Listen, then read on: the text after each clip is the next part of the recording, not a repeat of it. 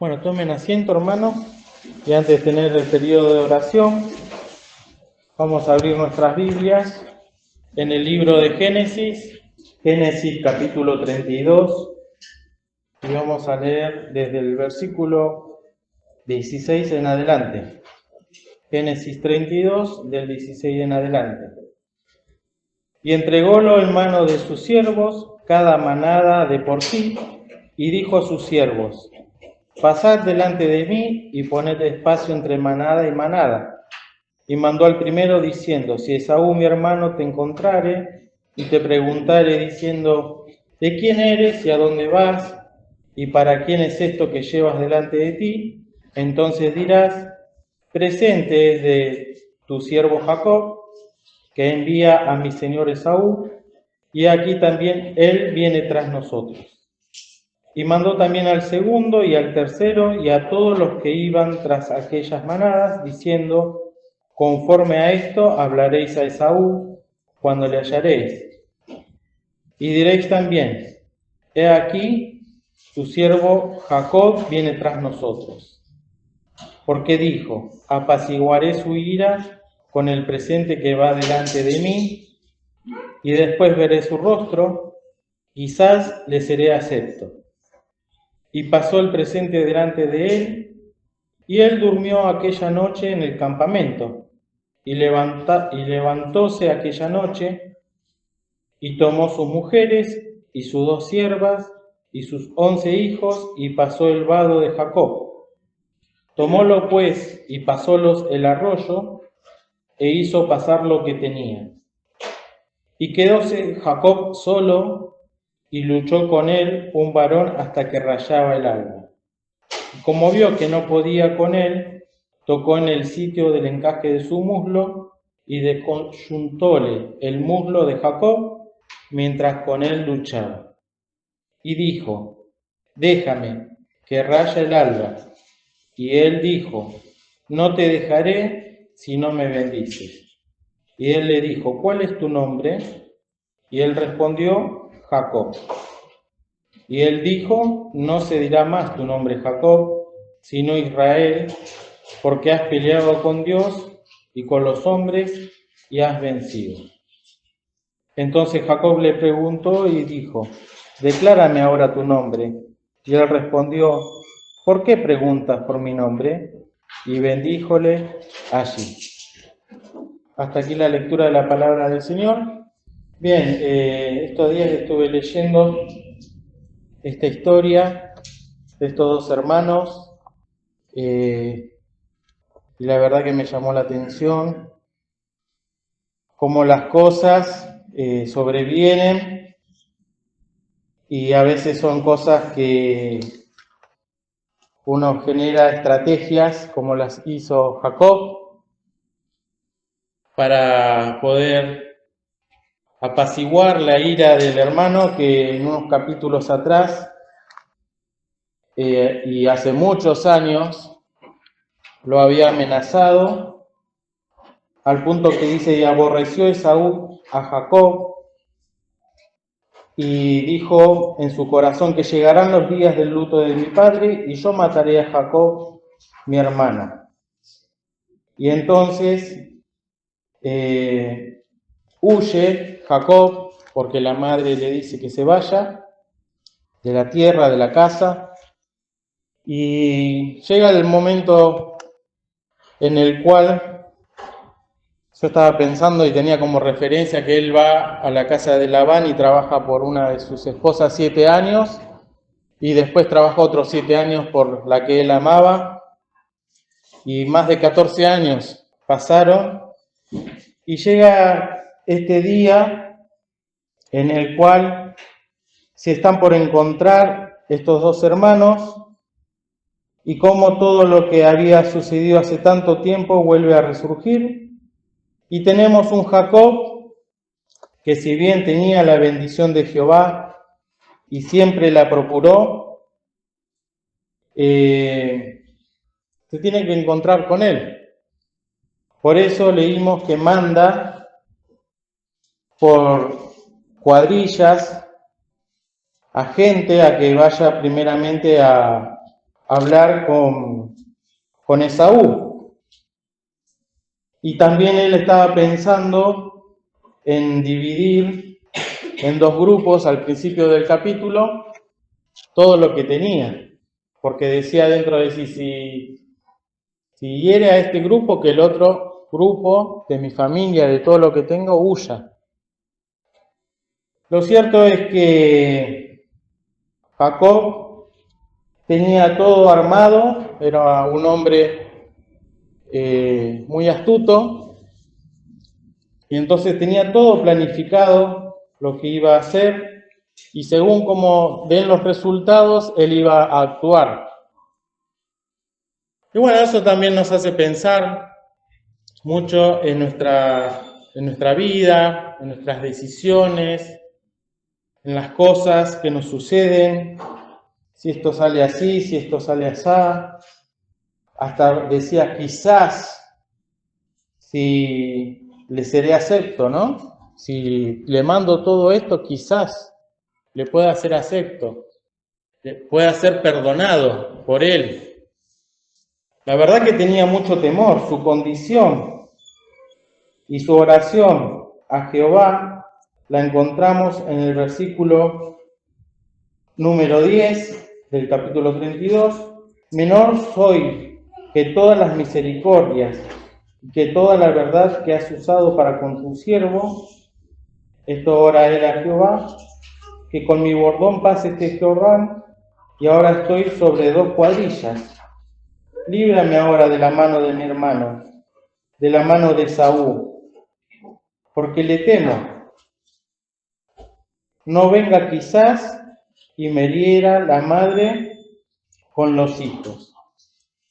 Y tú has dicho, yo te haré bien, y pondré tu simiente como la arena de la mar, que no se puede contar por la multitud.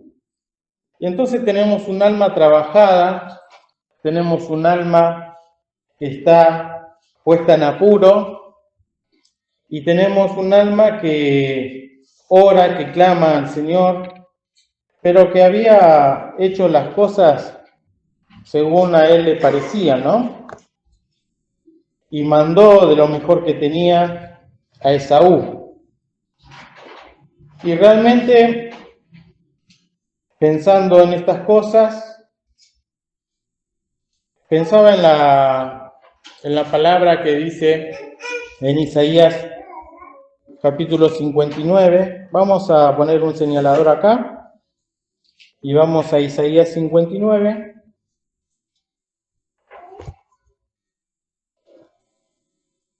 Los versículos 1 y 2.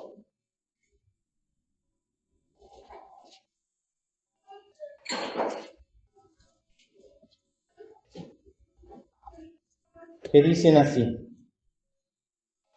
He aquí que no se ha cortado la mano de Jehová para salvar, ni hace agravado su oído para oír. Mas vuestras iniquidades han hecho división entre vosotros y vuestro Dios, y vuestros pecados han hecho ocultar su rostro de vosotros para no oír. Y queridos, la verdad que la palabra que acá me llama la atención y que estuve reflexionando es la palabra división, porque eso es lo que en una escala menor encontramos en estos dos hermanos, una división por un pecado que había sucedido muchísimos años atrás. Pero esa división también es la que todo hombre que viene a este mundo se encuentra con Dios. Y esa división es lo que nos aparta. En el mundo hay divisiones naturales. Por ejemplo, se puede separar una casa de otra por una medianera, un municipio de otro por una vía de tren, por un arroyo, una localidad de otra, una provincia de otra, un país de otro se puede dividir, separar por una montaña, por un río y por divisiones naturales se llaman, ¿no? Pero con el pecado es distinto. El pecado es aquello que nosotros cometemos y nos ha de producir una división con nuestro Dios, con la comunión que podemos tener con Dios, y nos ha de gradualmente ir apartando, en vez de acercándonos. El pecado produce una división. Acá dice la palabra claramente, ¿no? Nuestras iniquidades, mis iniquidades, han hecho división entre vosotros y vuestro Dios. Y vuestros pecados han hecho ocultar su rostro de vosotros para no oír. ¿Cómo se pueden ver los síntomas, ¿no?, de alguien que está enojado con Dios porque no quiere oír la palabra y se aleja, se enfría, se apaga? Y la división es un límite que se pone, que Dios lo ve. Y así como estos hermanos estaban enojados entre sí, había una división entre ellos. Sin embargo, las circunstancias de la vida los lleva a que se puedan volver a encontrar. Y lo interesante es que también en la iglesia del Señor Jesús, Pablo decía a Corintios, ¿no?, que había peleas, que había disensiones y que había bandos, y preguntaba: ¿está dividido Cristo? ¿Está dividido? ¿Fue crucificado Pablo por vosotros?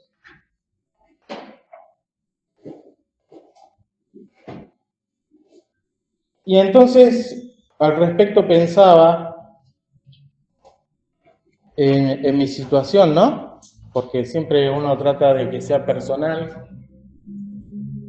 Y daba gracias al Señor porque, aunque uno usa sus estrategias, usa sus métodos, como lo hizo Jacob, sin embargo, el Señor espera un momento.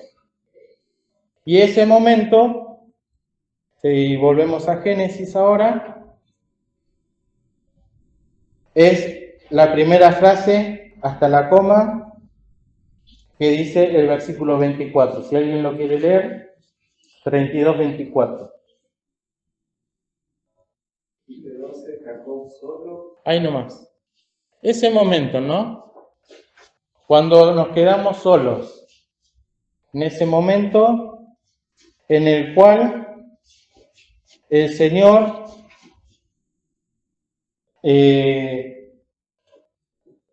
viendo también todo lo que está cargando el corazón de este hombre, y como si fuese poco, se acerca al Señor y dice acá: luchó con un varón hasta que rayaba el alba.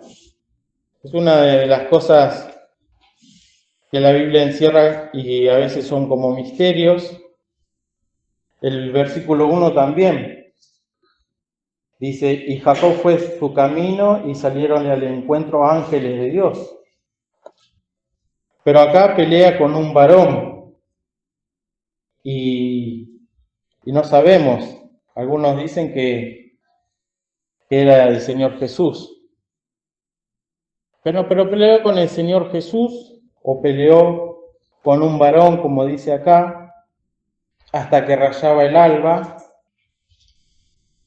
Y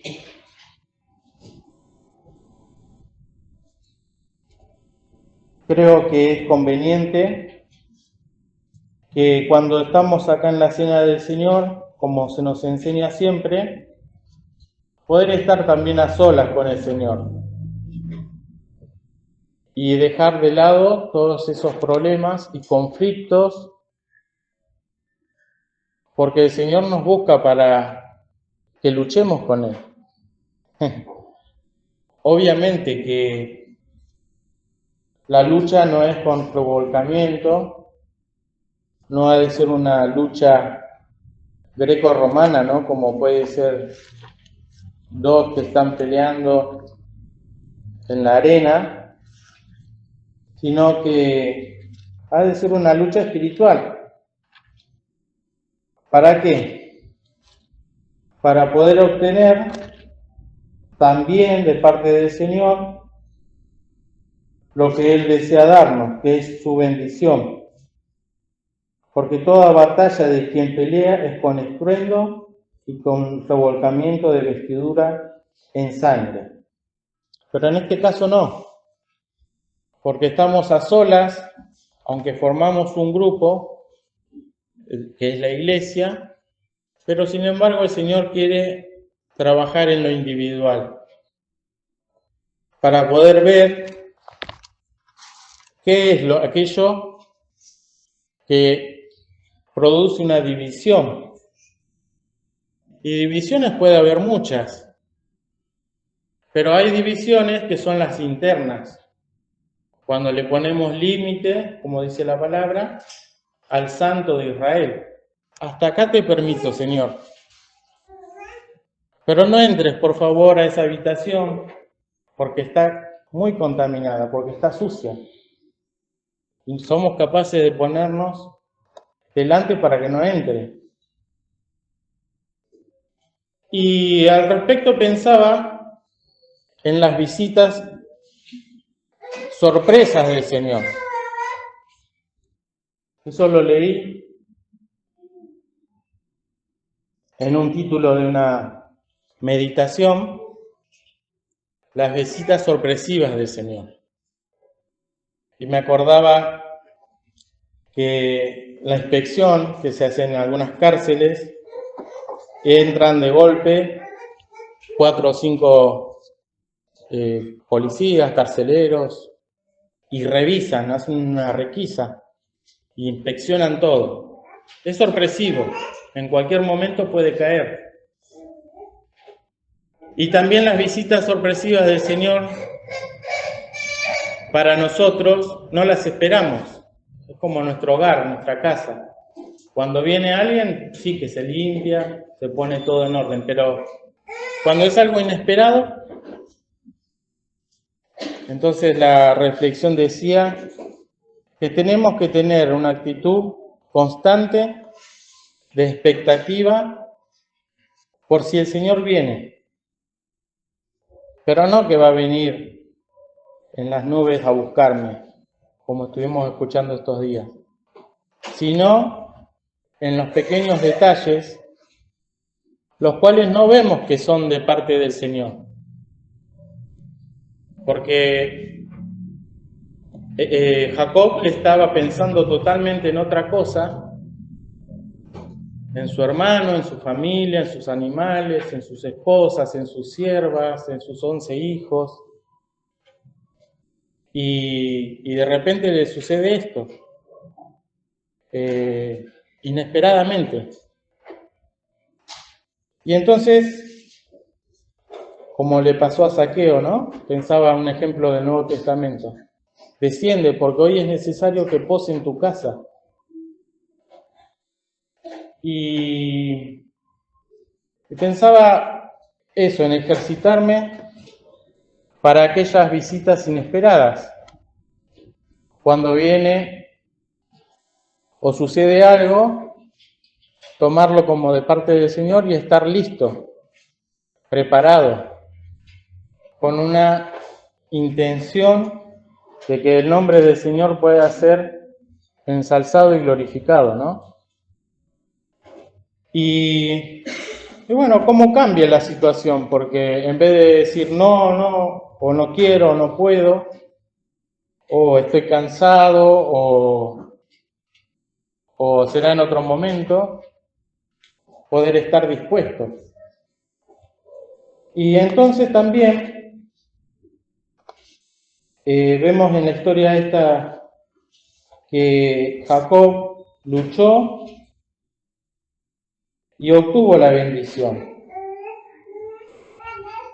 Y nosotros, hermanos, vamos a tener la bendición al estar solos si luchamos primeramente con nosotros mismos. Y si podemos experimentar en pequeña medida o en mayor medida, según la fe que tengamos y la necesidad y las circunstancias, los dos salmos que son para nosotros importantes a la hora de estar delante del Señor. El Salmo 32 es uno de ellos. Bienaventurado aquel cuyas iniquidades son perdonadas y borradas sus pecados. Ahí tiene que haber una lucha, porque debo reconocer mis iniquidades que producen las divisiones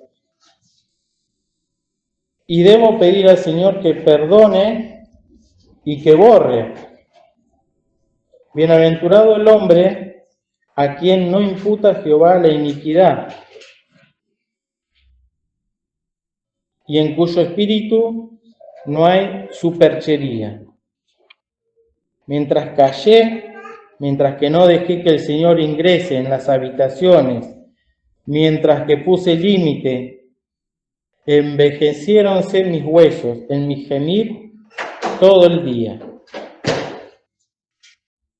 Y el versículo 5, mi pecado te declaré, y no encubrí mi iniquidad. Confesaré, dije, contra mí mis rebeliones a Jehová. Y acá está la bendición, ¿no? Tan preciosa y tan anhelada.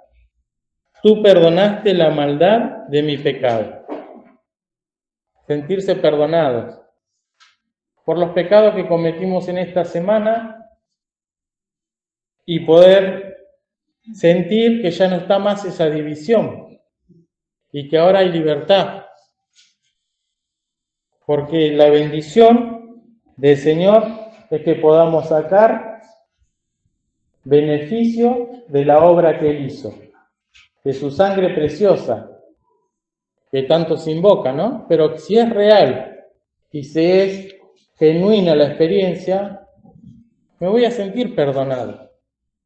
David decía, ten piedad de mí, oh Dios, conforme a tu misericordia, conforme a la multitud de tus piedades, borra mis rebeliones. Lávame más y más de mi maldad y límpiame de mi pecado. Yo reconozco mis rebeliones y mi pecado está siempre delante de mí. En esa confrontación, en el hecho del examen personal, al estar solo con el Señor, sin estar pensando en el que está al lado mío o atrás, o en aquel que escuche esto porque le viene bien, o no, pensando en uno, a ti solo he pecado. Y poder decir, Señor, ¿qué es aquello que está produciendo una división? Y he hecho lo malo delante de tus ojos. Y eso ya es muchísimo, poder ejercitarse en eso. Y es de gran bendición. Y ha de sentirse uno deudor. Lo cierto es que, así como Jacob decía, quizás seré acepto, debemos saber, por lo que dice la palabra, que el Señor Jesús, su obra en la cruz y todo lo que hizo a favor nuestro, nos hizo a nosotros aceptos en el amado, su gran obra, ¿no? Para que no diga alguno, no voy a ser acepto delante de Dios por lo que hice. Esto es muy grande, mi pecado, como decía Caín, para ser perdonado. Pero hay perdón cerca del Señor. Grande es mi pecado. Y si mirare a los pecados ¿quién podrá mantenerse en pie?, ¿no? Decía el salmista también.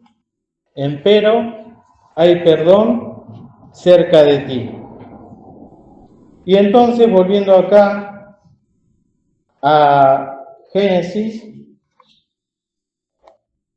32, vemos que el capítulo 33 sigue, ¿no? Para redondear la historia. Y alzando Jacob sus ojos, miró, después de que contendió con el ángel, ¿no? Y que obtuvo la bendición, le cambió el nombre. Y alzando Jacob sus ojos, miró, y he aquí venía Esaú, y 400 hombres con él. ¡Qué miedo! Entonces repartió él los niños entre Lea y Raquel y las dos siervas, y puso las siervas y sus niños delante de él. Y bueno, dice el versículo 3, y él pasó delante de ellos e inclinóse a tierra 7 veces hasta que llegó a su hermano. Y Esaú corrió a su encuentro y abrazóle, y echóse sobre su cuello y le besó y lloraron. Qué precioso encuentro. Y nos habla también de la humillación que experimentó Jacob, pero también todo lo que se había prefabricado. Y cómo Dios moviliza también los corazones, porque tantos años, y sin embargo Dios tenía planeado esto, y el corazón de Esaú, que pensaba tantos años atrás hacer ese mal, Dios lo tornó distinto. Y hay un proverbio que dice, aún a sus enemigos pacificará, ¿no? El Señor. Y Esaú en el versículo 8 dice, ¿qué te proponen con todas estas cuadrillas que he encontrado? ¿Qué te proponen? Eso me llamó la atención también, ¿no? Todo lo que se había propuesto y organizado. Y él respondió, el hallar gracia en los ojos de mi Señor. Y qué humillación la de Jacob, y qué linda expresión esta, hallar gracia en los ojos de mi Señor. Y volviendo a nosotros, nosotros tenemos que ir delante del Señor en humildad y sin todas esas cuadrillas y sin ninguna otra cosa que pedirle al Señor su favor, su misericordia, la limpieza. Nos dice también la palabra, textos muy conocidos, pero aplicados a este pensamiento, nos inducen a hacer lo correcto, ¿no? Porque muchos hacen tantas cosas para poder obtener el favor, ¿no? De Dios. Si yo hago esta promesa, si cumplo o hago este sacrificio o esta obra, y lo siguen haciendo, de ir arrodillados hasta tal lugar o caminar, y lo seguimos viendo en estos días que nos tomamos las botellas, ¿no? Lleno de botellas en diferentes santuarios, y la gente cumple eso porque prometió. ¿Y qué se propone? Encontrar un favor, encontrar una gracia y un perdón. Pero nosotros, instruidos de la palabra de Dios, entendemos que no hay nada que podamos hacer para hallar el favor de Dios, sino humillarnos y pedirle perdón, estar a solas con Él en estos momentos. Y dice acá, miren, si dijéremos que tenemos comunión con Él y andamos en tinieblas, mentimos y no hacemos la verdad. Mas si andamos en luz, como Él está en luz, tenemos comunión entre nosotros. Vieron que los hermanos estaban divididos. Y si tenemos comunión, quiere decir que andamos en luz.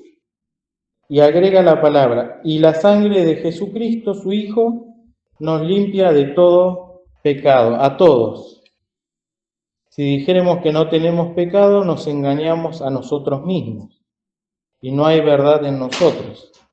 Si confesamos nuestros pecados, como lo hacía el salmista en el Salmo 51 y el 32, contra nosotros mismos, Él es fiel y justo para que nos perdone nuestros pecados y nos limpie de toda maldad. Y ahí está la bendición, de hombres y mujeres que andamos por este mundo, pero que deseamos, por el Espíritu Santo, ser guiados a toda verdad y poder obtener no solamente estos beneficios, sino poder experimentarlos.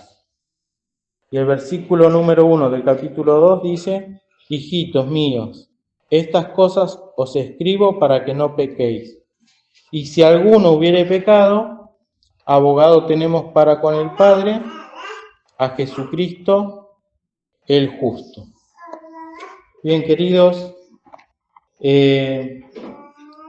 todo aquel que desea establecer la comunión con Dios, lo puede hacer, lo podemos hacer. Nuestras iniquidades han hecho división y entre nosotros y nuestro Dios, y nuestros pecados han hecho ocultar su rostro de vosotros para no ir. Pero, dice también la palabra, y vendrá el Redentor a Sión, y a los que se volvieren de la iniquidad en Jacob, dice Jehová. Los que se vuelven, los que tienen la actitud de recapacitar y buscar a solas con el Señor, ¿no? Quizás pensamientos del Antiguo Testamento, pero que en este presente tiempo necesitamos también mucho de estar a solas con el Señor y estar preparados para esas visitas sorpresivas. A veces pensamos, decía esa reflexión, que el Señor va a venir cuando nosotros lo esperamos, pero dice que está viniendo todo el tiempo y no lo vemos. Y este es un lugar donde podemos nosotros acercarnos a Él en reflexión y en humildad para pedirle que en su misericordia nos pueda bendecir con eso que ya dijimos, que es la limpieza de nuestro miserable corazón, ruin, perverso, engañoso, y que desea ser limpiado por el Señor. Que el Señor nos bendiga.